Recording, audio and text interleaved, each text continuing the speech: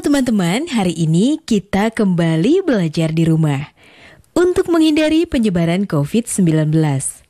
Kali ini kita belajar dengan menyimak sebuah tayangan tentang tokoh-tokoh Indonesia. Yang pertama, mari kita simak tentang tokoh pendidikan Indonesia. Ayo, sediakan alat tulis dan bersiaplah menjawab pertanyaan. Setiap tanggal 2 Mei, kita memperingati Hari Pendidikan Nasional yang diambil dari hari kelahiran Ki Hajar Dewantara. Melalui pendidikan, Ki Hajar berjuang melawan penjajah Belanda. Seperti apa ceritanya? Ayo teman-teman, kita simak bersama. Ki Hajar Dewantara terlahir dengan nama Raden Mas Suwardi Suryaningrat pada tanggal 2 Mei 1889. Ia dibesarkan dalam lingkungan Keraton Pakualam di Yogyakarta. Ki Hajar sempat kuliah di Stovia atau Sekolah Dokter Pribumi. Kemudian ia bekerja sebagai wartawan di koran seperti Utusan Hindia dan Kaum Muda. Sejak muda, Ki Hajar berani menentang pemerintah kolonial Belanda. Bersama Daus Dekker dan Cipto Mangunkusumo, ia mendirikan Indis Partij pada tahun 1912 yang bertujuan mencapai Indonesia merdeka. Akibat kritiknya pada pemerintah Belanda, dalam tulisan Seandainya Aku Seorang Belanda, Ki Hajar diasingkan ke Pulau Bangka. Daus Dekker dan Cipto Mangunkusumo membela sahabat mereka, sehingga akhirnya 3 serangkai ini diasingkan bersama-sama ke negeri Belanda. Masa pengasingan di Belanda dimanfaatkan Ki Hajar untuk mendalami dunia pendidikan dan pengajaran. Pada tahun 1919, Ki Hajar kembali ke tanah air dan terus mengkritik pemerintahan kolonial Belanda lewat tulisan-tulisannya. Akibatnya, ia pun sering keluar masuk penjara. Tanggal 3 Juli 1922, Ki Hajar mendirikan lembaga pendidikan taman siswa di Yogyakarta. Sejak saat itu, Suwardi Suryaningrat memakai nama Ki Hajar Dewantara. Anak-anak dari semua kalangan, baik ningrat maupun rakyat biasa, bisa bersekolah di taman siswa. Perguruan ini memiliki semboyan Ing Ngarso Sung Tulodo, Ing Madyo Mangunkarso, Tutwuri Handayani. Artinya, di depan memberi contoh, di tengah membangun semangat, dan di belakang memberi dorongan. Prinsip ini berlaku untuk semua pamong atau guru dan murid di taman siswa. Setelah Indonesia merdeka, Presiden Soekarno mengangkat Ki Hajar sebagai Menteri Pendidikan pertama. Semboyan Tutwuri Handayani pun hingga kini tetap dipakai dalam dunia pendidikan Indonesia.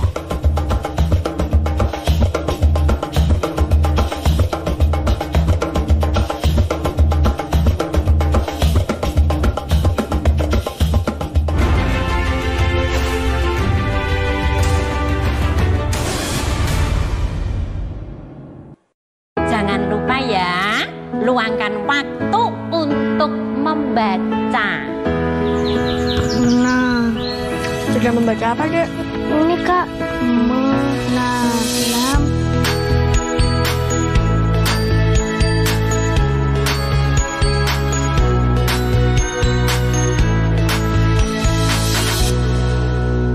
Buku-buku, baca-baca, buku baru.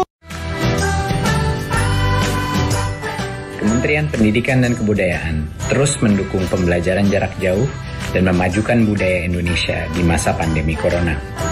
Saksikan program Belajar dari Rumah setiap Senin sampai Minggu untuk semua jenjang pendidikan, guru dan orang tua hanya di TVRI. Marilah kita bersama-sama belajar dari rumah.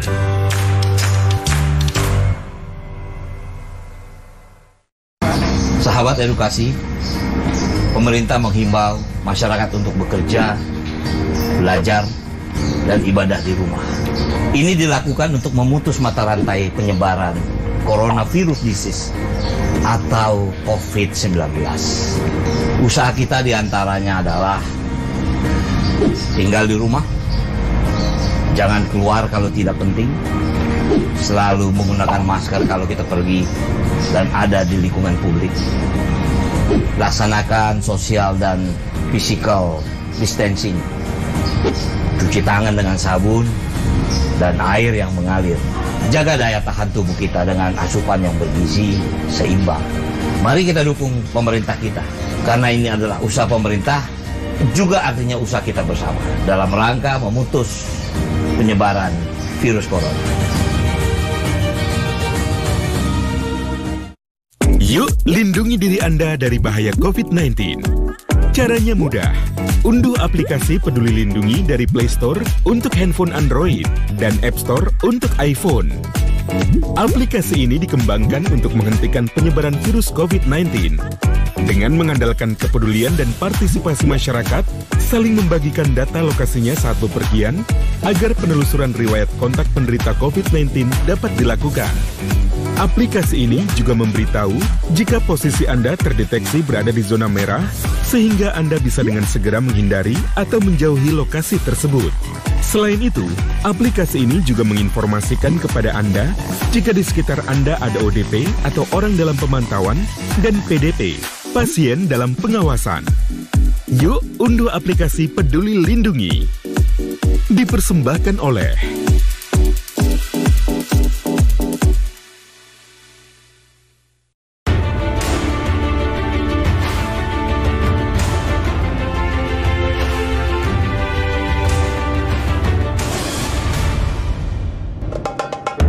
Teman-teman, tentu kalian tahu dasar bahasa Indonesia adalah bahasa Melayu. Nah, kali ini kita akan mengenal lebih jauh pahlawan nasional dan bapak bahasa Indonesia, yaitu Raja Ali Haji, pujangga Melayu dari Kepulauan Riau. Raja Ali Haji lahir sekitar tahun 1808 di Pulau Penyengat, Kepulauan Riau. Ia adalah keturunan bangsawan Kerajaan Riau Lingga. Tahun 1828, Raja Ali menunaikan ibadah haji dalam usia 19 tahun. Sejak saat itu, gelar haji disematkan di belakang namanya menjadi Raja Ali Haji.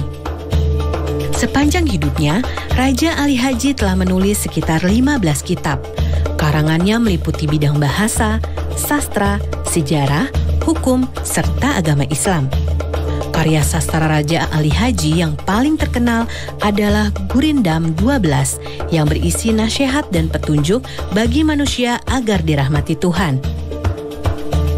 Sedangkan karya Raja Ali Haji pertama di bidang linguistik atau tata bahasa adalah Bustan Al-Katibin Is-Subyan Al-Muta'alimin yang biasa disebut Bustan Al-Katibin. Bustan Al-Katibin menjadi penting karena memberikan dasar pelajaran bahasa Melayu, pedoman ejaan, dan huruf Arab Melayu. Di samping Bustan Al-Katibin, karya Raja Ali Haji yang juga jadi pedoman bahasa Melayu adalah Kitab Pengetahuan Bahasa. Kitab ini terbit tahun 1929 di Singapura dan menjadi kamus ensiklopedia bahasa Melayu yang pertama. Nama dan karya Raja Ali Haji dikenal luas berkat surat menyuratnya dengan Herman van de Wall, seorang ahli sastra kelahiran Jerman yang ditugaskan Belanda menyusun kamus bahasa Melayu Belanda. Mereka berkirim surat selama 15 tahun, sejak tahun 1857 hingga 1872. Selain membahas karya-karya sastra, Raja Ali Haji juga bercerita mengenai kesehariannya. Dari ceritanya antara lain diketahui, Raja Ali Haji juga sering menulis dan menjadi guru di Pulau Pengujan, sebuah pulau kecil di Kepulauan Riau. Pemerintah Indonesia kemudian menganugerahkan gelar pahlawan nasional dan Bapak Bahasa Indonesia pada Raja Ali Haji pada 5 November 2004. Jadi, bila teman-teman pergi ke Pulau Penyengat, jangan lupa kunjungi makam Raja Ali Haji di Kompleks Masjid Raja Sultan Riau ya.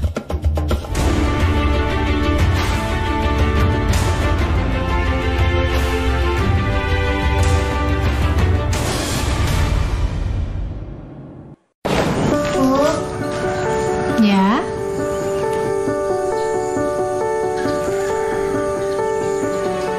Ini tabungan Intan. Dan ini semua buat ibu ya. Intan gak mau ibu sakit. Iya nak, ibu berangkat kerja ya.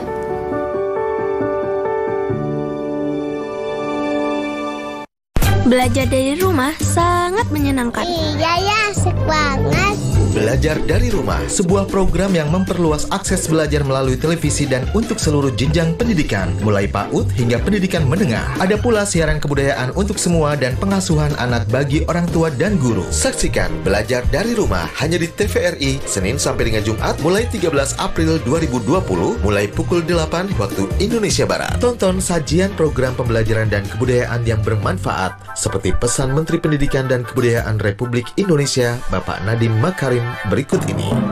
Kementerian Pendidikan dan Kebudayaan terus mendukung pembelajaran jarak jauh dan memajukan budaya Indonesia di masa pandemi corona. Saksikan program Belajar dari Rumah untuk semua jenjang pendidikan, guru dan orang tua hanya di TVRI. Marilah kita bersama-sama belajar dari rumah. Informasi ini dipersembahkan oleh Kementerian Pendidikan dan Kebudayaan Republik Indonesia. Bulan suci penuh berkah kembali tiba.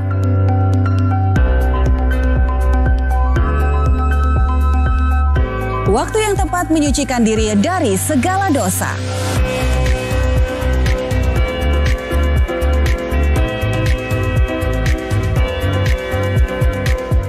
Saksikan konser Marhaban Ya Ramadan bersama saya Dewi Gita. Bersama saya Lucky Octavian. Bersama saya Rina Fahlevi. Dan saya Teguh Fajri, tentunya hanya di TVRI. Media Pemersatu Bangsa.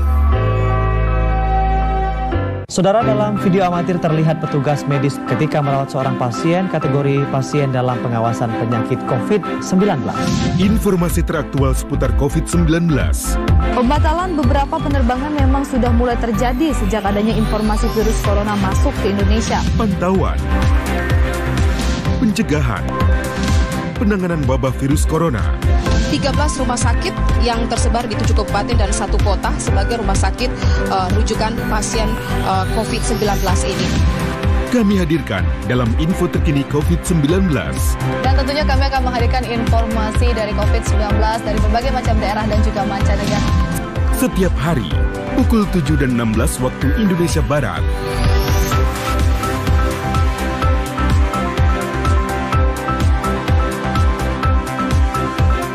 TVRI, Media Pemersatu Bangsa.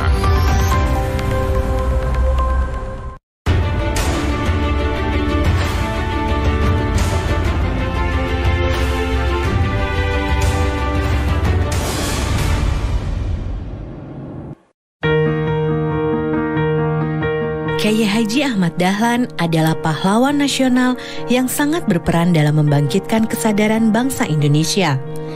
Dia melakukannya melalui pembaharuan Islam dan pendidikan.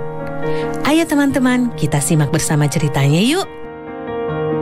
Sewaktu kecil, Ahmad Dahlan dikenal dengan nama Muhammad Darwis. Ia dilahirkan tanggal 1 Agustus 1868 di Kampung Kauman yang tidak jauh dari Keraton Yogyakarta. Saat berusia 15 tahun, dia menunaikan ibadah haji dan menetap di Mekah selama 5 tahun. Pada masa itu, Darwis mulai mempelajari pemikiran para ulama pembaharu Islam seperti Syahid Bakri Syatta, Syekh Ahmad Khotib, Muhammad Abduh, Rashid Ridho, dan Al-Afghani. Ketika pulang ke tanah air tahun 1888, Darwis mengganti namanya menjadi Ahmad Dahlan. Tahun 1903, Dahlan kembali lagi ke Tanah Suci dengan mengajak putranya Muhammad Siraj yang berusia 6 tahun. Periode keduanya di Tanah Suci ini semakin menanamkan ide-ide pembaharuan dalam diri Dahlan. Sekembalinya ke Jogja tahun 1906, Dahlan mulai menerapkan ide-ide pembaharuannya. Dahlan memilih menyebarluaskan gagasannya melalui pendidikan. Selain mengajar di langgar dan kelompok pengajian, Dahlan menjadi guru agama Islam di Sekolah Calon Guru milik Belanda di Yogyakarta dan Sekolah Calon Pamong Praja di Magelang. Dahlan juga masuk Budi Utomo pada tahun 1909 agar agama Islam dapat menjadi pelajaran resmi di sekolah-sekolah Budi Utomo. Pada tahun 1911, akhirnya Dahlan berhasil mendirikan sekolah formal yang dinamakan Madrasah Ibtidaiyah Diniyah Islam. Di sekolah tersebut, dia memadukan pendidikan agama Islam dan pendidikan Barat. Setahun kemudian, tepatnya tanggal 18 November 1912, Ahmad Dahlan mendirikan Muhammadiyah. Sejak saat itu, Muhammadiyah mengembangkan sekolah hingga ke seluruh penjuru Nusantara. Kini jejak warisan Kiai Haji Ahmad Dahlan tersebar di puluhan ribu lembaga pendidikan, mulai dari pendidikan anak usia dini hingga perguruan tinggi.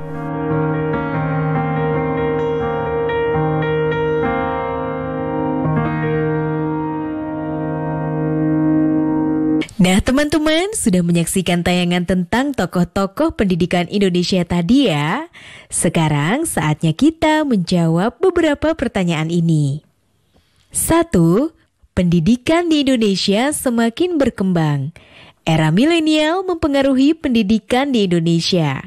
Sebutkan 2 contoh perubahan pendidikan di era digital serta dampak perubahan tersebut. 2. Buatlah 3 buah gurindam berisi tentang nasihat pendidikan.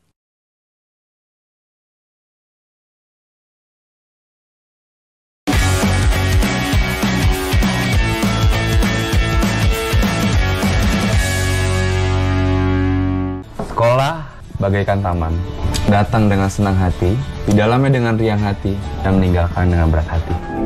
Raihan seorang kepala sekolah dasar di Kabupaten Bima, Nusa Tenggara Barat.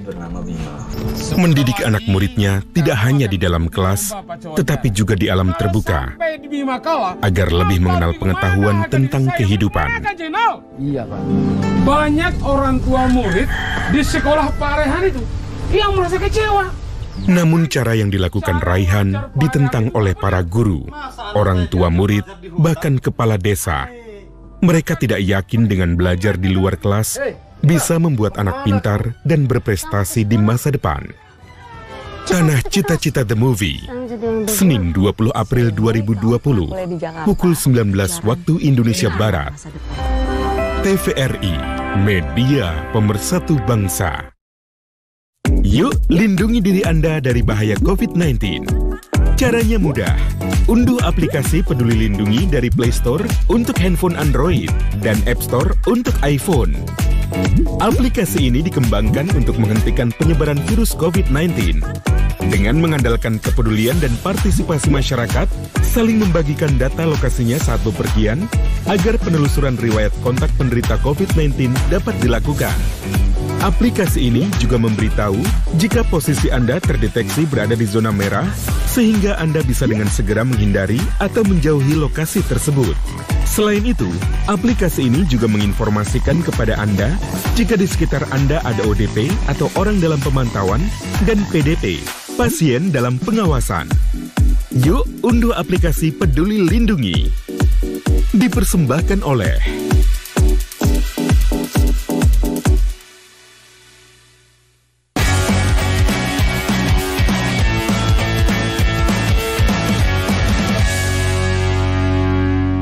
Selain tokoh-tokoh pendidikan, kita juga akan belajar mengenai tokoh legenda bola Indonesia. Yuk kita simak.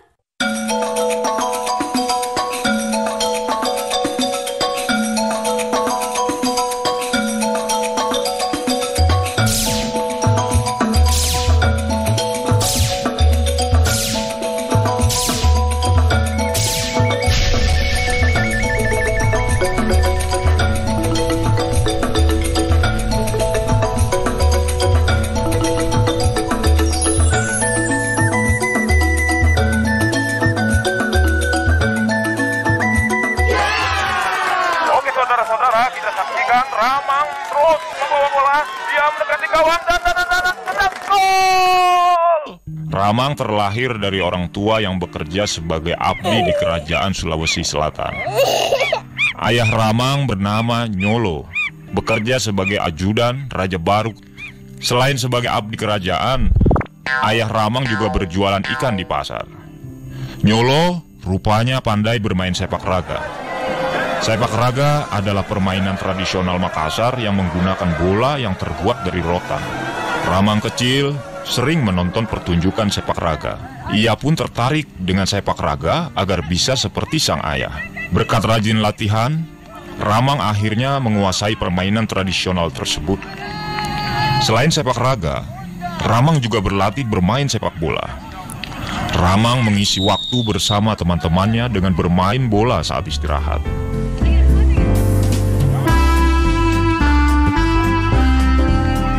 Sepatu yang dipakai Ramang hanya berupa kulit buah pinang yang diberi tali untuk dililit di pergelangan kaki dan betis. Namun, semua keterbatasan itu tidak menghalangi Ramang dan teman-temannya untuk bermain bola. Suatu hari, ada pesawat yang melintas di langit saat Ramang bermain. Ia takjub dengan pesawat itu. Ia ingin sekali mencoba untuk naik pesawat dan terbang di atas langit. Lantas dengan percaya diri ia berkata kepada teman-temannya, "Dengan kaki saya akan bisa naik pesawat terbang." Ramang memang gigih sejak kecil. Keinginannya sangat kuat.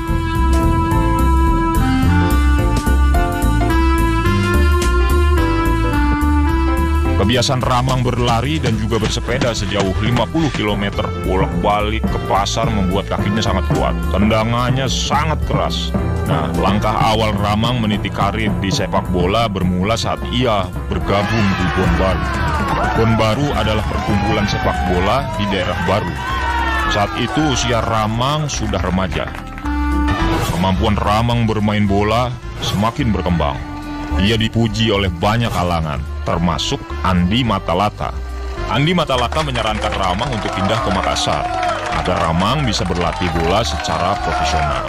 Setahun lebih di Makassar, Ramang baru bergabung dengan tim Ocean Football Bond atau Persatuan Sepak Bola Induk Sulawesi. Kecintaan Ramang terhadap sepak bola memang saat itu tak tertandingi. Ia merasa tidak bisa hidup tanpa sepak bola. Pada kompetisi yang diadakan oleh Makassar Football Bond atau PSM tahun 1947, Ramang berhasil menunjukkan kebolehannya. Ia mulai dibicarakan orang dari mulut ke mulut. Nah, sedikit demi sedikit ia mulai dikenal di Makassar. Pada kompetisi itu, tim Ramang pernah menang 9-0 dan hampir semua gol dicetak oleh Ramang. Berkat kehebatannya dalam kompetisi tersebut, Ramang akhirnya diajak bergabung ke PSM.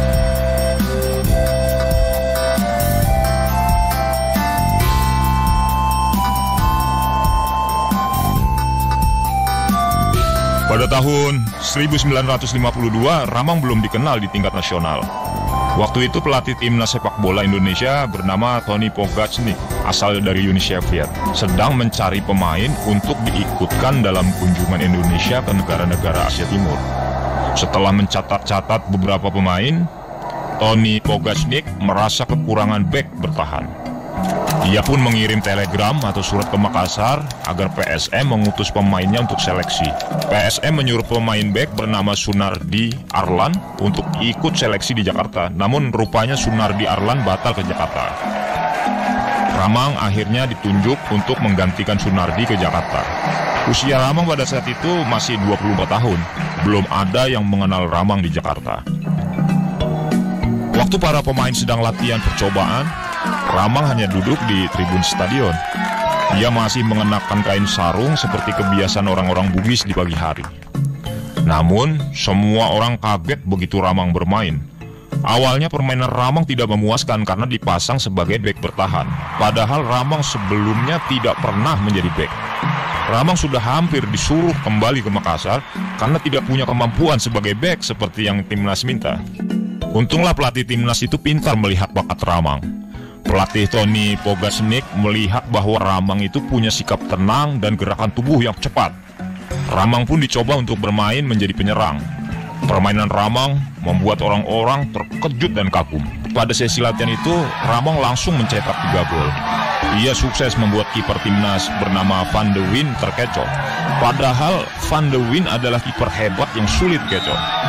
Pelatih Tony Pogacnik pun puas dan akhirnya menetapkan Ramang sebagai pemain inti timnas Indonesia. Nah, bergabungnya Ramang ke timnas membawa pengaruh yang sangat positif. Timnas Indonesia menjadi tim sepak bola yang tangguh dan ditakuti negara-negara lain. Perkataan Ramang waktu kecil untuk naik pesawat terbang lewat sepak bola ternyata terbukti. 2 kaki hebat yang dimiliki Ramang berhasil membuat impiannya tercapai. Semua penderitaannya bersama istri terbayar setelah ia berhasil membawa harum nama Indonesia ke dunia internasional. Bersama timnas Indonesia, Ramang mulai berkunjung ke luar negeri. Tahun 1954, timnas Indonesia mengadakan pertandingan persahabatan ke banyak negara di Asia.